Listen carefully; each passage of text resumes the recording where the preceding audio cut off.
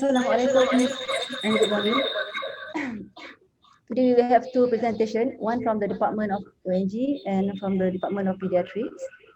Without further delay, I'd like to invite Dr. Jesrine Hong, a lecturer from Department of ONG. Dr. Jesrine will enlighten us on the benefits of using eye mask and earplugs when sleeping.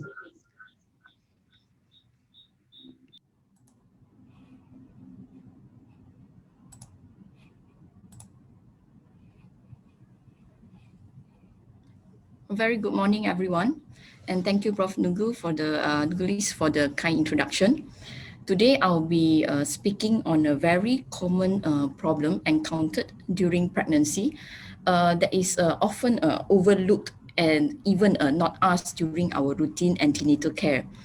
So with this background, our department has conducted a study with the title of Improvement of Night Sleep and Vaginal Delivery in Nulliparous, who used sleeping aids, eye masks, and earplugs.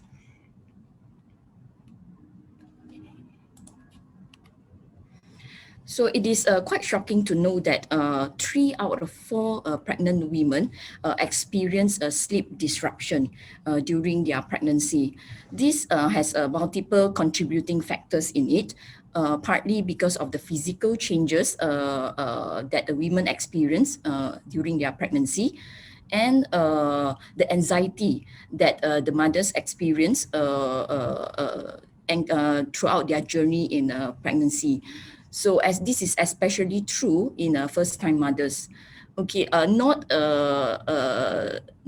forgetting there's another contributing factor from the external stimulus from the partner sleeping next to them. All right, so this sleeping disruption actually increases across trimesters, ranging from 16% up to 70% in the third trimester. So many people think that having sleep disruption may not be a big issue here, but many studies actually already shown that lack of sleep in the third trimester has detrimental effect on the pregnancy outcomes itself. So women who sleep less than 6 hours at night is actually associated with a longer duration of labor and a higher risk of having a cesarean birth, up to 4.5 times more than other women who do not experience any sleep disruption.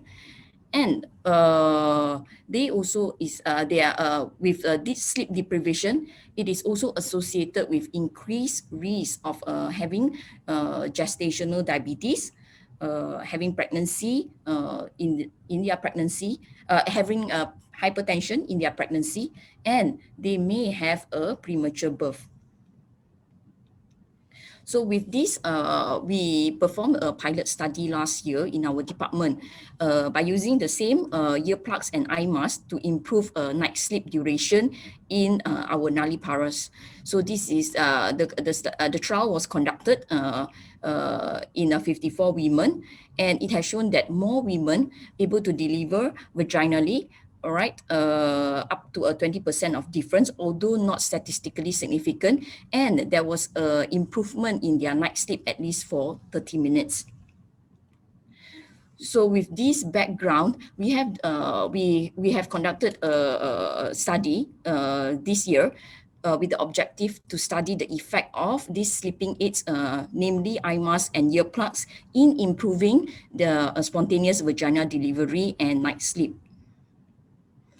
So we actually approached our nulliparous who attend our antenatal clinic in our very own center, University Malaya Medical Center, and we started this study from end of last year till this year June.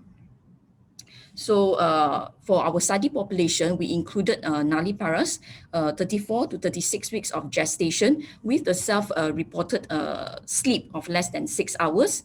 And we have excluded patients with pre-existing sleep disorder like sleep apnea, insomnia, and other medical disorders such as thyroid disease, cardiac disease that may affect their sleep at night, and also patients with psychiatric disorders such as depression and schizophrenia. We also excluded obese women with the body mass index of more than 35, and those women that have to work night shift, active smoker, alcohol, and those we have those who have intrauterine death. So we approach these women, eligible women that are that have consented to participate in this study, and we randomize them to two arms. Intervention arm using sleeping aids, eye masks and earplugs, and the other arm acting as a placebo by giving them a headband. So these participants are instructed to wear this intervention at night continuously for the next 2 weeks after recruitment. And after the 2 weeks, we have a co-investigator that call them and perform a sleep questionnaire. So after that, we collect their outcome data. So these are the eye masks and earplugs that we have provided to our participants. It is very cost effective. Both cost less than 5 ringgit Malaysia. And these for as acting as a placebo are the headbands that are provided to the participants in the other arm.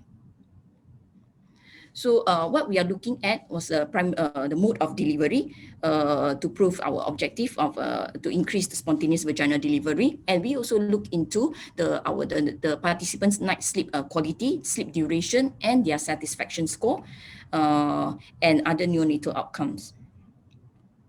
So these are how we recruit our patients from our antenatal clinic. So we randomize about 97 and 85 in both arms, and analyze about 182 participants. So this is just to show this the eligible form when we approach our patients, eligible patients in the antenatal clinic. And this is the sleep questionnaire that we call and contacted patient after the 2 weeks of intervention. Mainly, we asked them 3 questions: whether during the last 2 weeks have they slept better at night, and their satisfaction score from 0 to 10. And for the last 2 weeks, an estimate of their sleep duration on average each night. So these were our results. So this table actually show the demographic data, which has no significant difference in both arms in the sense of their body mass index, gestational age at recruitment, and also delivery, and also the type of housing and housing environment and the bedroom environment between both arms. Looking into our primary outcome, so we can see that there is, as comparison, there is more patients, more participants delivered vaginally in our intervention arm using eye masks and earplugs, up to about 10% difference, and as compared to the placebo arm, although it is not statistically significant. And on the other hand, for cesarean section, there is a slight increase in number in the placebo arm using headband. So as for our sleep quality and the satisfaction score, there is a significant difference, okay, with the p-value of less than 0.001 in eye mask and earplugs, which is our intervention arm. The sleep duration is fairly similar. Okay, other secondary outcomes did not show any significant difference in the way the induction of labor and the analgesia used in labor, and also the neonatal outcomes also it was fairly similar. So from this study, we actually found that more women delivered vaginally in our intervention arm using sleeping aids, eye masks and earplugs. Although not significantly different. And we also found that cesarean birth is slightly higher, more on the placebo non-intervention arm. So this is corroborated in a study by Lee K.A. et al. That women who slept, they found that women who slept less than 6 hours had a longer labors and were 4.5 times more likely to have a cesarean delivery. And in our own department, we have conducted a study back in 2017. We found that cesarean delivery after induction of labor are associated with a reported sleep from the patient, that it is associated with a short night sleep duration in the last month of their pregnancy. So we also found that women were happier with the highest score of night sleep quality and satisfaction rate in the intervention arm using sleeping aids. This again is proven and corroborated in a study by Lee GM et al.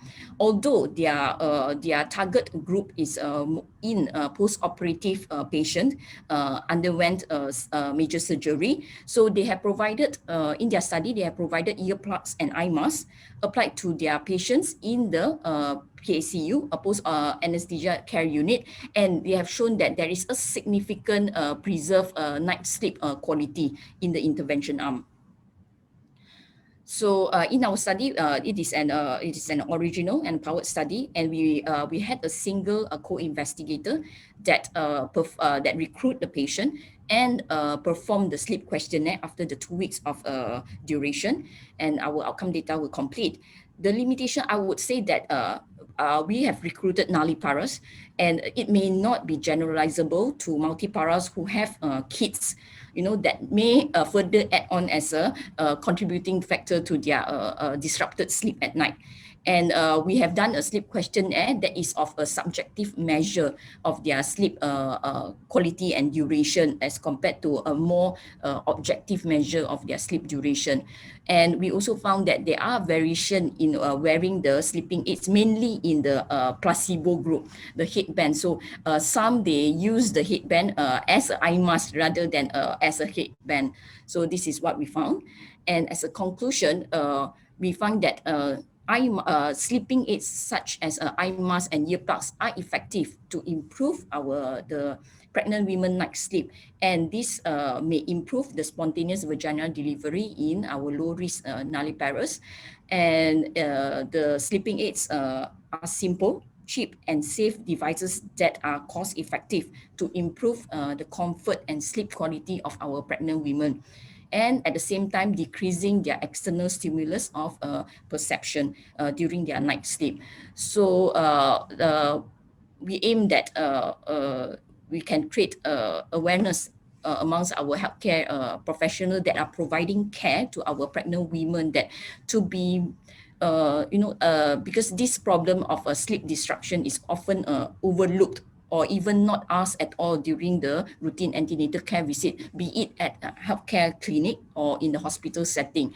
So I hope that we can spend a minute or two asking this question, because there is a simple and cost-effective measure that can improve the sleep quality of our pregnant women, that may have a improvement in their pregnancy outcome. With this, thank you.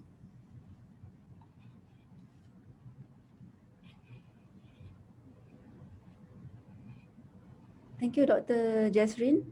Thank you. Is there any questions from the members of the audience?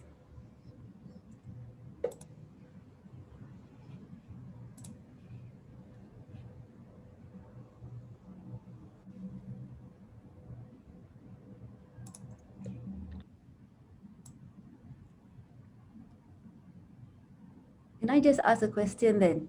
Yeah, sure, Prof. When you give instructions to the patient, right, especially regarding the headbands, I Yep. was under the impression that they're supposed to put it under on their eyes, so that it sort of mimic the eye mask. So that's not the case, right? Is it? Yeah, actually the headband are supposed to be like a headband wearing on their head, but we purposely actually didn't want to tell them what to do, so we just provide them with a headband. So many actually, same as Prof, they actually put on their eye instead of on the headband, because it is just to act as a sham intervention as compared to our intervention using a real proper eye mask and earplugs. Okay. Thank you for your explanation.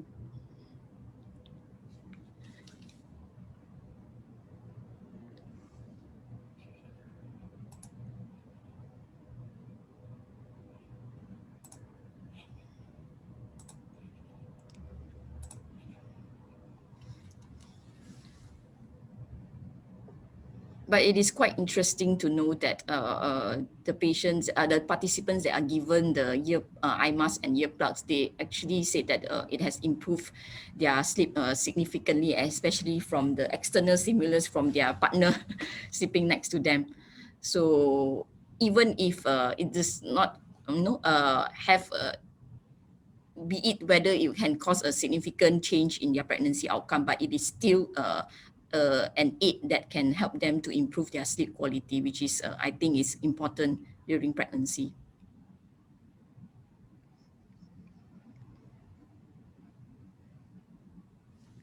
I think there's a question on, is there any data on whether participants can continue to use postpartum? Yes, actually, we because these are all our patients in antenatal clinic, so we do encounter them back during after delivery and seeing them back in our postnatal clinic. Some of them still choose to wear because it is actually helping them to improve their sleep. For those that genuinely has this sleep problem, because but some would actually mention that putting on the earplugs actually they can't really hear the baby crying. So which is in a way good that because the husband can help to take care of the baby. So when would you suggest they start using these sleeping aids? From which Actually, from gestational? the all the various study done previously, looking into actually more that will affect the pregnancy outcome will be the last month of their pregnancy. That is why we have recruited them from 34 weeks onwards to 36. That is the period where it is about a month, 4 weeks away from the expected delivery date.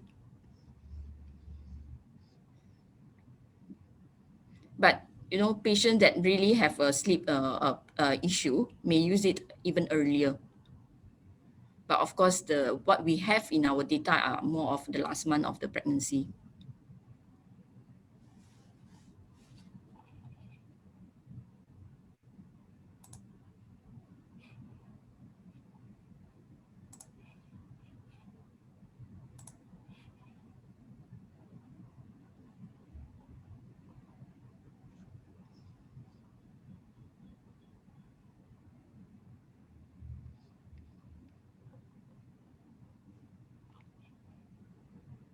Is there any data to say that using these sleeping aids will help to prevent preterm labor, maybe?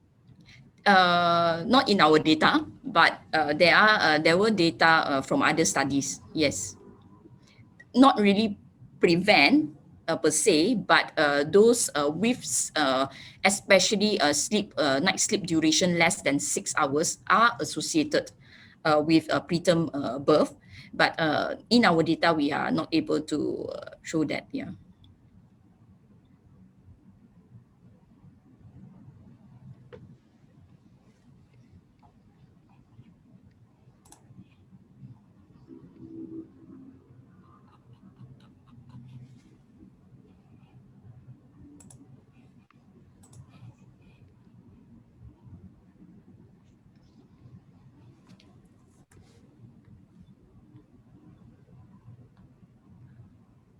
Oh, there's also another question. How does cell phone use around bedtime affect sleep? I think in this era, everyone is using a cell phone. It is quite hard, but for our study per se, one of the inclusion criteria is actually accessible to phone, because we perform the sleep questionnaire 2 weeks via phone call to our participants. So we can't avoid the participants from using phone at night, but we do tell them that when they are about to sleep, they put on the sleeping aids, eye mask, and earplugs. So with this, I hope that they are in between are not playing cell phones. After earplugs also, they may not be hearing the cell phone from ringing the ringtone.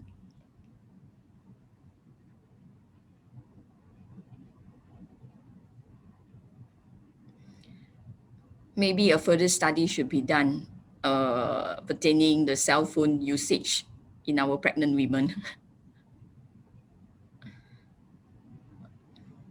looking into their pregnancy outcome and delivery outcome.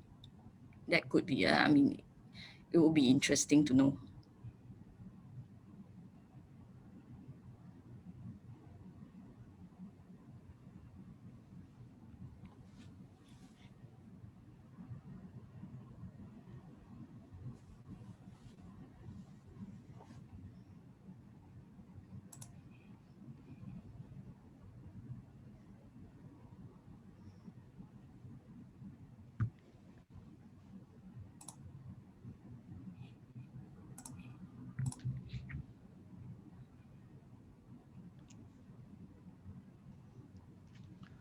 I think if there is no further questions, we can move on to the next presentation from the Department of Pediatrics. And I believe Dr. Lee Wan Ling will be moderating the next session. Thank you very much for your attendance today, and I hope it was a fruitful discussion. Thank you.